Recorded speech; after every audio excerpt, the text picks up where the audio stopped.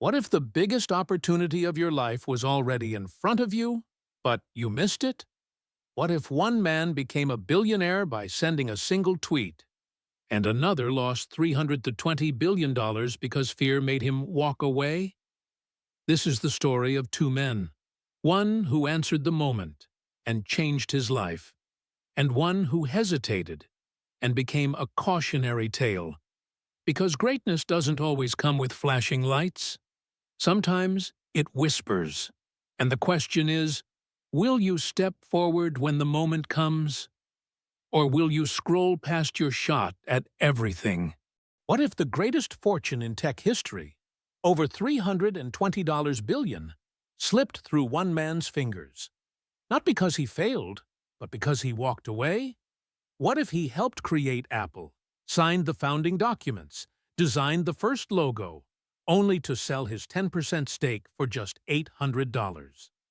This isn't a story about greed or stupidity. It's about fear. The kind of fear that whispers, "Play it safe," just before everything changes. This is the true story of Ronald Wayne, the man who co-founded Apple, and then vanished from it forever. And by the end of this story, you'll ask yourself one terrifying question. Would I have done the same? Today, when we think of Apple, we see innovation, legacy, and two names, Steve Jobs and Steve Wozniak. But behind the curtain, in a quiet Nevada town, lives a man who once held a third of that dream in his hands. A man who helped shape one of the most valuable companies in history, only to walk away from it 12 days after its birth.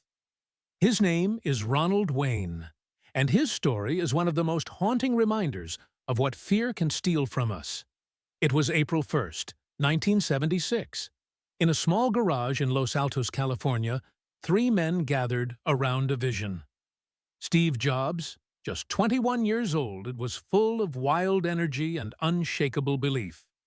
Steve Wozniak, 25, was the genius engineer with a mind wired for innovation. And then there was Ronald Wayne. At 41, he was the adult in the room. He had a house, savings, a steady job at Atari. He also had something the others didn't, a sense of responsibility. Jobs was electric. He talked of disrupting the computer industry, building machines for everyday people, changing the world. Wozniak could bring that vision to life, building the hardware that would one day become iconic. But Wayne brought structure. He wrote the original partnership agreement. He sketched Apple's first logo. He held a 10% stake in the company. And for 12 days, he was a co-founder of Apple. But even as the ink dried on the paperwork, unease began to settle in Wayne's gut. He knew that under the law, he would be personally liable if the business failed. And Jobs' appetite for risk was alarming. The young visionary was already borrowing money to fulfill orders. If things went wrong, creditors wouldn't come after Jobs or Wozniak. They'd come after Wayne, his house, his savings, his future. Fear crept in like a storm cloud. Wayne lay awake at night, running through worst-case scenarios. The weight of real-world consequences pressed harder than the promise of future success. And just 12 days in, he made a decision that would echo through history. He went to the county clerk's office, signed the papers, and sold his 10% stake in Apple for $800. Later, he received another $1,500 to officially dissolve the agreement. He stepped away, quietly, completely. He walked away from what would become a global empire. He walked away from a company that would reshape communication, commerce, and culture. Today, that 10% stake would be worth more than $320 billion. But that's not where the story ends, because what makes this story so compelling isn't just the money. It's what it says about human nature, about how we measure risk, about how we make choices. Wayne didn't leave because he didn't believe in Apple. He left because he didn't believe he could survive its failure. And that's a fear we all share in some way. The fear of losing what we have. the fear of betting too much on an uncertain future, the fear of regret. Yet, ironically, in avoiding regret, we often create it. Ronald Wayne went back to his steady life. He opened a stamp shop, lived simply, never returned to tech. He watched from a distance as Apple soared. He watched as Jobs became a legend, as Wozniak became a pioneer, and as the company he helped start changed the world. In a twist of cruel irony, the original Apple contract Wayne signed, his one remaining tie to that moment, was auctioned off for $1.6 million, more than 600 times what he made from walking away. Even the paper of his mistake became more valuable than what he earned. When asked if he regrets it, Wayne gives a dignified answer. "I made the best decision I could with the information I had." And perhaps that's true. But it doesn't make the weight of the choice any lighter. This story isn't just about Apple. It's about all of us. It's about the moments when opportunity knocks and fear answers. It's about the days when we stand at the edge of something great and step back instead of forward.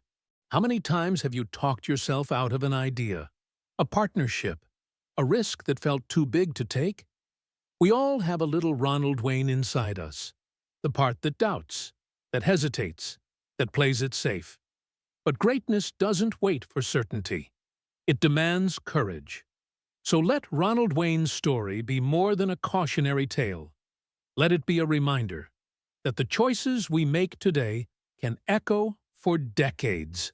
That one moment of fear can cost a lifetime of impact. And that sometimes the scariest step forward is the one worth taking the most. If you felt something from this story, leave a comment below. Share the moment you walked away, or the one you held on. Like this video if it made you think. And subscribe for more real stories that hit deeper than the headlines. Because in the end, you don't want to be the man who watched history happen. You want to be the one who helped shape it. Now let's continue with another story. The story of Ryan Graves. What if everything you've ever wanted, every breakthrough, every opportunity, every game-changing moment, was already in front of you, hidden in plain sight? Not in a bank account, not in a pitch deck, not behind closed doors in Silicon Valley, but in a tweet. Just 280 characters.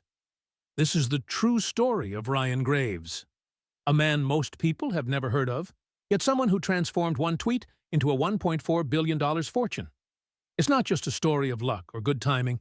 It's a story of clarity, boldness, risk, and the raw courage to leap before you're ready. Let's go back to 2010. The startup world was booming, but Uber was still just an idea. Ride-sharing wasn't even a word. Most people still stood on curbs, waving down yellow cabs in the rain. But two guys, Garrett Camp and Travis Kalanick, had a vision. They wanted to bring the power of private drivers to everyday people. They had the idea, but they needed help turning it into a business. So Travis did something no one expected. He tweeted, "Looking for a product manager, hit me up." That was it. No job posting, no interview funnel. Just one sentence flung into the void. Now imagine you're scrolling Twitter. You see that post. You don't know Travis personally. Uber isn't even a company you've heard of. Would you respond? Ryan Graves did. He didn't wait. He didn't hesitate. He replied, "Here's a better idea. Hire me." Bold, unfiltered, confident. Exactly what a startup founder didn't know he needed. That message sparked a conversation. That conversation sparked an opportunity. And within weeks, Ryan Graves went from being an unknown tech hopeful to the very first official hire at Uber. But he didn't just join. He built. He became head of operations. He helped shape the systems, the teams, the processes. He was on the ground floor when Uber expanded from one city to many, from late-night experiments to a global tech revolution. And in exchange, he received 5% equity. Pause for a second. 5% might sound small, but when that company goes on to be valued in the tens of billions, that 5% becomes life-changing. For Ryan Graves, it became $1.4 billion. But this story isn't just about money. It's about what it takes to recognize a door before it's open, to see the spark before there's a flame. Ryan didn't have a crystal ball. He had initiative. He didn't have guarantees. He had guts. He didn't wait for a formal job listing or a recruiter to knock. He knocked. And most people? They wouldn't have. Most would have scrolled past, said, "I'm not qualified," or "He'll never respond." But that's how opportunities are lost. Not in rejection, in silence, in never trying. Every day the world whispers doors open, but only the bold walk through them. So ask yourself, how many moments have you missed because they didn't come gift-wrapped? How many connections have you avoided making because you feared you weren't ready? Here's the hard truth. You will never be fully ready. And that's the point. Progress doesn't require perfection. It requires presence. The willingness to act even when your hands shake. And maybe right now, there's a tweet you haven't responded to, a message you haven't sent, a business idea you haven't pitched. What if that was your $1.4 billion moment? What if all that stands between your current life and the life you want is one act of courage? You don't need more time. You need more belief. So do what Ryan did. Take the leap. Reach out. Follow up. Introduce yourself. Offer value. You don't have to be the smartest in the room. You just have to be the one who raises their hand. 2 men, 2 moments. One chose courage and built a billion-dollar future from a single message. The other chose fear and walked away from one of the greatest fortunes in history. Ryan Graves replied. Ronald Wayne retreated. Both made decisions that changed their lives forever. But the real question is not what they did. It's what you will do. Because every day you are given your own version of a tweet or a signature, a door half open, a whisper of opportunity. And you have 2 choices: take the risk or play it safe, answer the call or walk away. You don't need a resume like Ryan. You don't need to be in a garage like Ronald.